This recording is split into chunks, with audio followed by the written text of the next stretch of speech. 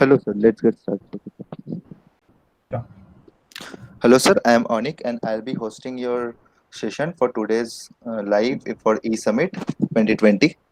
Sir, let me introduce to the audience Sir Ankit Aggarwal and his startup Dare to Compete. Ankit Aggarwal is the founder and the CEO of Dare to Compete. He has been part of many premier institutions in his undergraduate and postgraduate levels. Dare to Compete, also known as D2C, is the largest student community across the domains like B schools, engineering colleges, and other graduate colleges, with more than 1 million active registrations from across 10,000 colleges. Sir, could you please tell us about your entrepreneurial journey that you have been through? First of all, thank you so much, Anik, for inviting me. I'm honored to be here and sort of interacting with your audience and your team. Uh, See, the entrepreneurship journey of Dare to Compete began almost a decade back. I would say that it started off as a blog when I was doing my MBA. I realized in terms of how the information about different competitions that exist in the market in India across B schools and E schools is not reaching me, and that's why I thought of starting a blog. Only in 2016 is when the blog took a shape of a full-fledged company with a dedicated team, and from there on, we started pushing in new products like online quizzes, online hackathons, simulation games, ticketing services, and ensure that we provide value to each and every stakeholder that is attached to Dare to Compete. One important stakeholder is students, the other important stakeholder is colleges, and the third important stakeholder, which is our bread and butter, is corporates because we do pretty much engagements for them, and that's where we are. So, and we've been very, very fortunate in this segment because we are the leaders in this segment, so called. And with us, the segment also was created or grew. So, if you basically see how many corporates were doing engagements, which are employer branding engagements earlier, they would have been in single digits. I mean, we can count the number of corporates earlier, but now last year they were about if I include arts and science, engineering as plus B schools, they would be close to about 250 to 300 plus engagements all across. So that's a massive number. So we've been very, very fortunate to actually be there at the right time to start this as a full-fledged journey. And it's been a good ride. Always the rides have up and downs, but it's been good so far.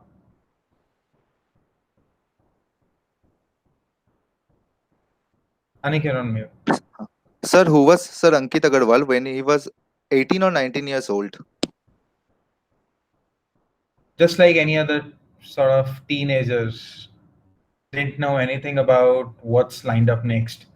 Was getting into the engineering because there was a herd mentality that you need to do engineering. I was blessed enough to not be pushed to go to IITs or so. But definitely engineering was something that was fed to our minds, and we did it, and I'm glad I did engineering because that actually helped me how to look at things in a analytical and a different manner, which till date helps me because many of the technical aspects of the venture you can still understand it very, very well. I mean, being the background of a computer science engineer. So at 19, 18, I mean, I would have been just like any one of you would be. I mean, no major difference. Okay, sir. Sir, another question I wanted to ask that you have studied in many premier institutions. How do you think that the experiences helped and shaped you to be the leader that you are today?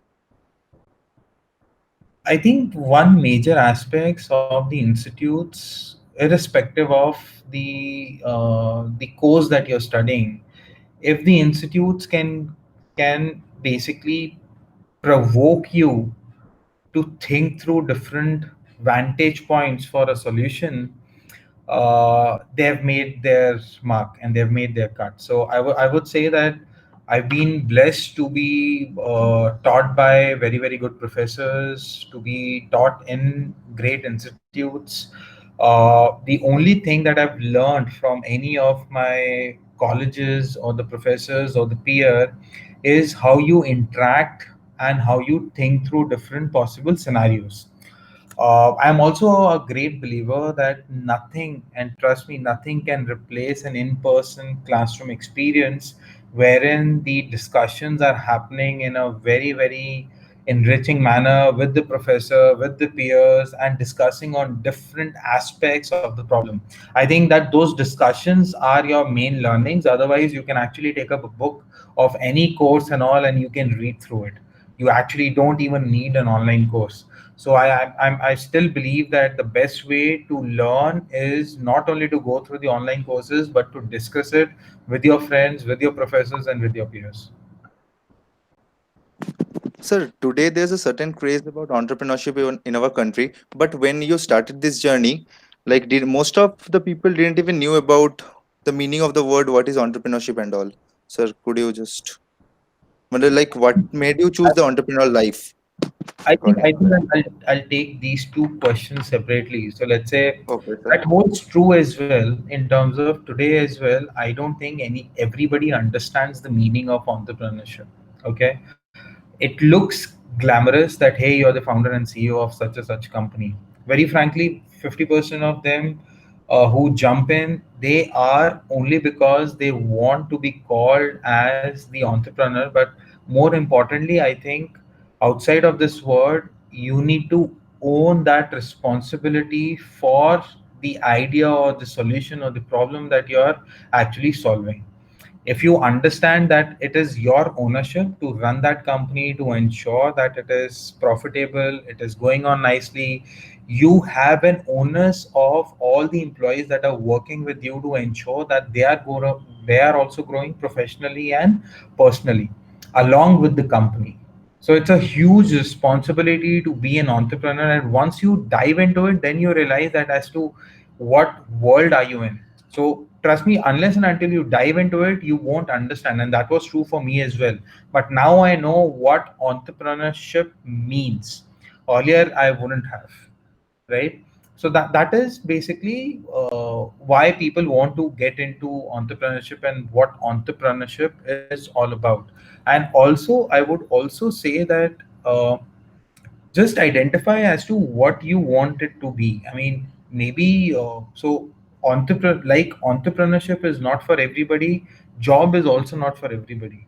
Okay, it is basically what you take passion. I mean, what are you passionate about? Are you passionate about running your own business, or you're passionate about working in a company and in an free, I mean, in a conducive environment where you can actually take your calls, where you can actually own projects as well. There are many people who are working in bigger firms and working like an entrepreneurs in those firms as well, but yes, a bit less risky. That's it. Nothing else. Okay, sir. Sir, there is a question from one of the audience, Shriyan Datta. Sir, he asks, how can we expand the horizons of platforms like D2C? What more can we incorporate in these platforms to increase engagement by larger manifolds? Okay. See, whenever you want to increase the engagements on any platform, or for that matter, let me take this question. I'm not sure if he's asking from he or she is asking from the entrepreneurship side, which is the business side, or from the user side. I'll answer for both.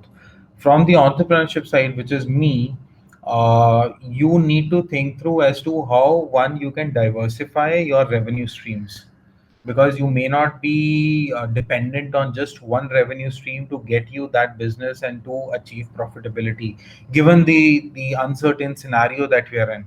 So how do you expand, and how you expand, and what's your thought process? Generally for me, the thought process is that I basically uh, put across on a piece of paper all my stakeholders and figure out what all do they need and how are they linked to what we are doing currently.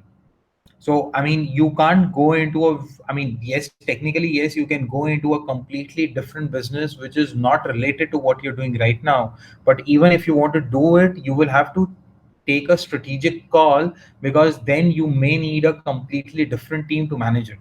All right. So you basically need to ensure that you're creating value for all the stakeholders, and what is your core needs to stay as is, or you change your core. Now, from the other perspective, from the user perspective, I think the best thing that you do for any platform, I mean, irrespective, I mean, whether it is D2C, LinkedIn, Instagram, Facebook, figure out what all platform has to offer and what are the benefits of each and every feature of that platform. Okay, let's say LinkedIn is for a professional network, so it is not to basically send invites so that people can accept your invite and engage with them. The hard push for engaging with any person on LinkedIn hasn't given any benefits, right? However, the idea is that you create a network wherein you can actually discuss and talk about real problems. It's not uh, it's not like an FB or an Instagram, which is more personal, it is more professional. And similarly, on Dare to Compete, we have many opportunities. I mean, competitions are there, case study competitions, hackathons, quizzes, simulation games, jobs. Figure out what you need during your academic curriculum, maybe during the whole year at different point in times of the year. So let's say in the first quarter when you're learning, you might want to have you might want to participate in competitions, right? But in the later part of the year, you might only be interested in internships. So figure out as to which feature will add value, or which value from that particular platform will add sort of meat to your resume, and then go along. Sir, was there ever a point in your career when we were developing Dare to Compete that you felt like you couldn't move on? If so, how did you get rid of it? I mean, in your journey there would be many such points. Uh, so I Like take any significant point that There, you there, can there would remember, have sir? been many. I mean, basically, what happens is when you're taking a call of going into a new market or a new vertical, or your initiative didn't go as you want it to be, right? Then the first action is to take a pause, think through whether this was the right way to move forward or not, and then you get your thoughts together and then move on. See, it's very, very easy for you to go down that path where you get demotivated. I think as an entrepreneur, you need to be hopeful, you need to be moving forward, and you need to be always positive. So, irrespective of how many situations come like that, you need to be hopeful and you need to be moving forward. And that's what I mean, I have been doing at multiple point in times. Every year or every quarter, you get to that point. Sure, sir. Sir, another question is from one of our viewers that, sir, you have a rich experience as an employee. You have worked in companies like Deloitte, Salesforce, Teach for India. But when and why did you think completely to switch to entrepreneurship? I think it's a mixed bag. Earlier, my motivation to switch to entrepreneurship was that, hey, if I get more revenue than my current salary in Deloitte, I will then take that shift. I think that was a wrong call, because unless and until you make a complete shift, unless and until you're committed to your venture, you don't make headway. At least I've not seen many people making headway working on a venture on a part-time basis, because naturally your thoughts are divided, your time is divided, and so is your resources. So when I went along in 2016, I think I also took a conscious choice that, hey, probably that year was the year when corporates were also thinking of doing more engagements than the earlier years.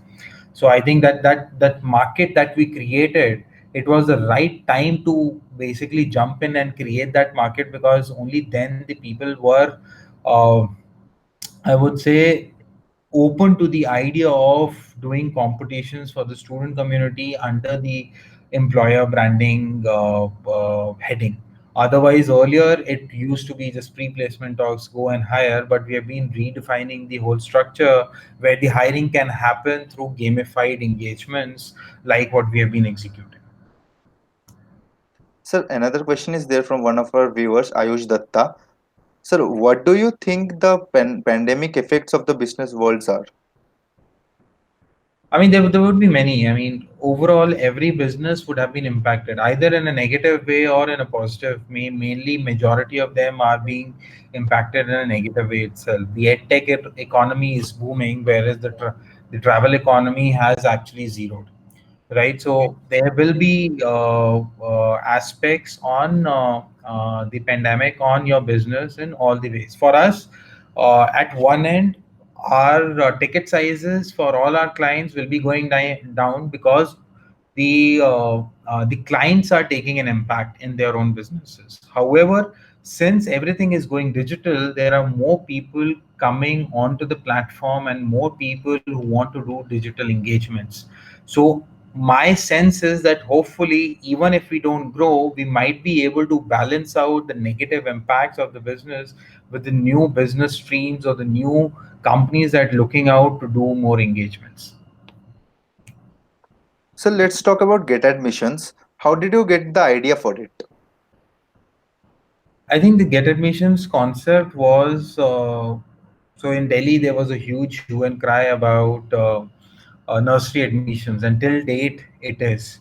Parents have to run to multiple schools to fill their forms, get those lucky draws in place. So the idea came into the picture wherein we thought that all the schools or colleges can come on a common platform.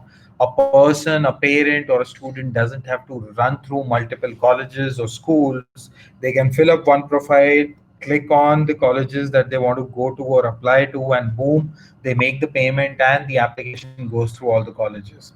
But sooner or so, we realize that in this whole market, there are some other variables at play which are very different. So let's say the premier schools or colleges doesn't want to get on a common platform because of this premiumness.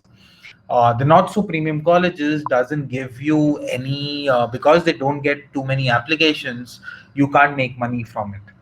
So then you need to pivot. I think one good company is No Paper Forms that has pivoted in that domain itself, and now they are just creating registration forms for different companies. So they didn't get all colleges under the one roof. What they are saying is that we'll help you go digital. I think that's something which is very good, and they're doing phenomenally well. We wanted everybody to come on a common platform, which unfortunately didn't work out that well.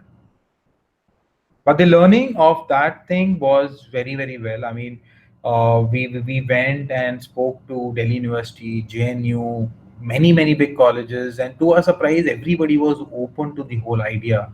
Everybody was open. We actually got to meet the VCs and the deans of all these universities without any crack.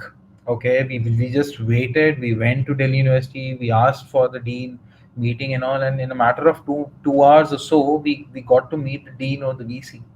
It was that simple. We think it's difficult, but I think one thing that we realized is that the assumption or the perception that you get from the third party many a times they're not true.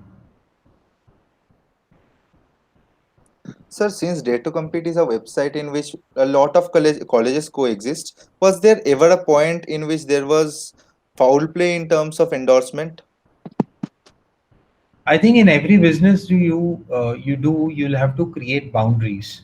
So on Dare to Compete, frankly, we've been lucky enough not to have any such instance per se. But why it didn't? I mean, we didn't have such only because we have put in boundaries. So everything that goes live on Dare to Compete is moderated by our team. Each and every listing. When our team is moderating it, they have certain parameters to go through, and only if those parameters are true, then only we approve.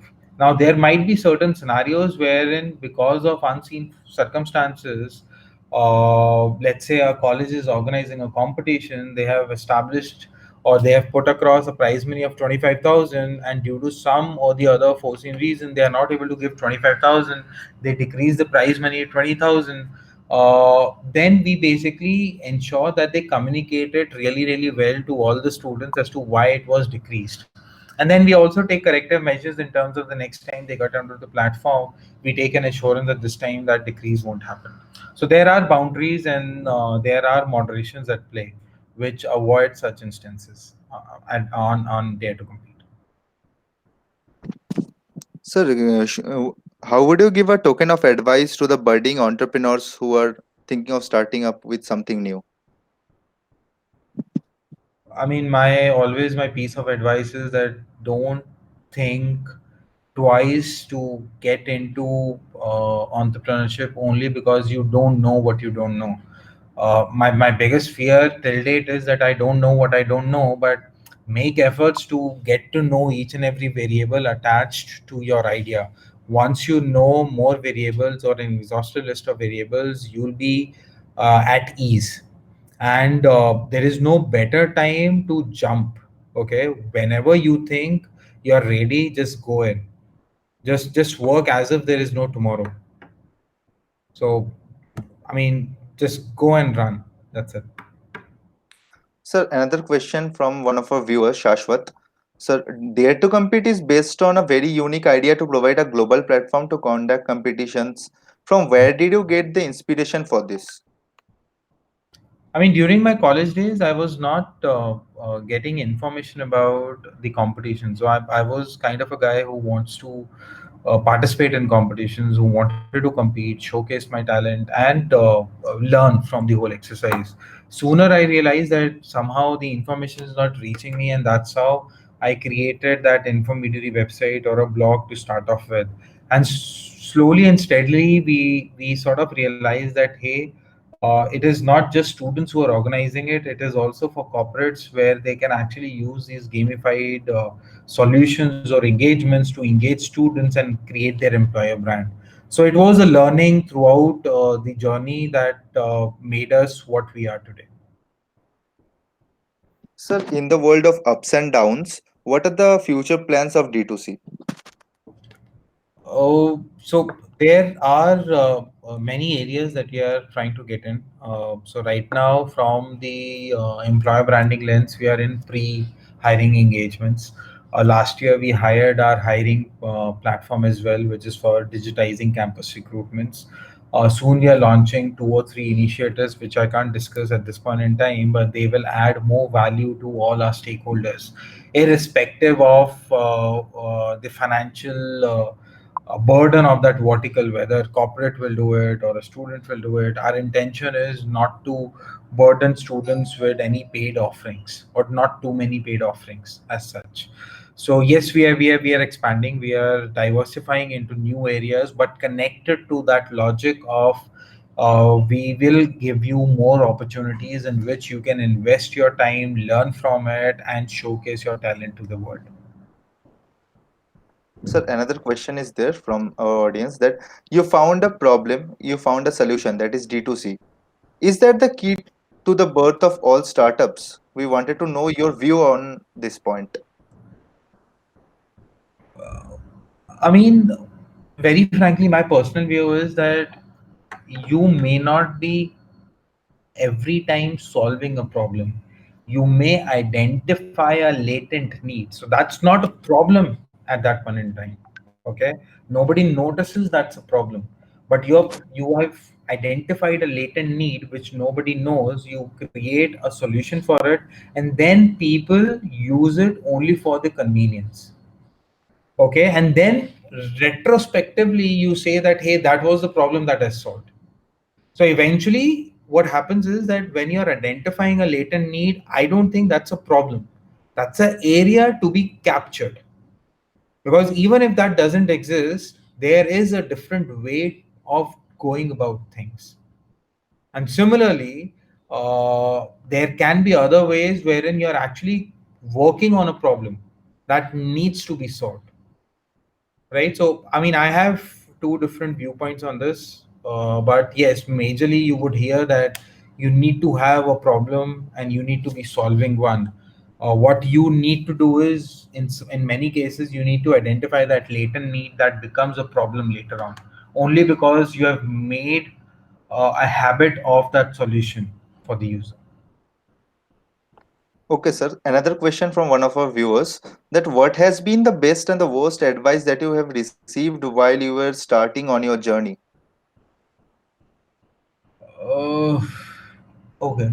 So the best advice was that my first cold call.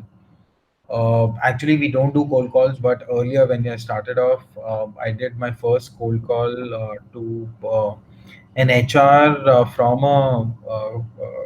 the Coca-Cola company, and she picked up the phone and she only gave me 30 seconds to make a point, otherwise she would bang the phone.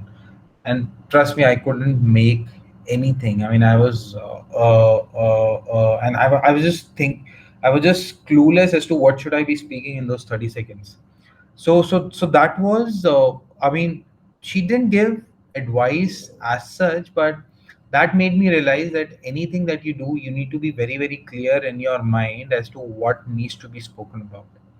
Okay, so that was one thing that I learned, and still date, I'm prepared to even pitch my business in 30 seconds, but I don't get those chances now because people know it now. The worst advice is many people say that hey, please jump into it only when you think the time is right. I believe every time is right to try out new things. So that's why I just ignore those things. There will be many noises that you will hear. You need to be focused on your journey. Just eliminate all the noises because they are not just worth it. Sir, another question is there from one of our viewers, Ravi Swarup. He asks, Sir, when we talk about online marketing, people talk about social media and website, but does it really help new startup to grow fast? Is the conversion rate of money spent on an online marketing to customer is that good? That depends on the startup, very frankly, but everybody does return on investment calculation. So in our terms we call it CAC, cost customer acquisition cost, which essentially means is that if you have spent 1,000 rupees on, let's say, Facebook, how many users have you acquired from those 1,000 rupees? You need to identify which platform is working best for you, whether LinkedIn, Facebook, Twitter, or Instagram. What kind of ads are working for you? So yes, the answer is that for many startups, online advertising does work. To start off, you basically need to invest because you need to get those few customers or few users. It's just that you need to play it very very smartly. You, as a newbie, you don't have a luxury of lakhs and lakhs to be spent. So you do it with 100 rupees. You adjust your budgets. You try and take expert advice and go all in. So thank you for being here, sir. We in behalf of Team EDC are very thankful for you to you for giving us such a great time. Thank you so much. Thanks for inviting me. It's an honor. Thank Thank you. you, sir. Bye. Bye.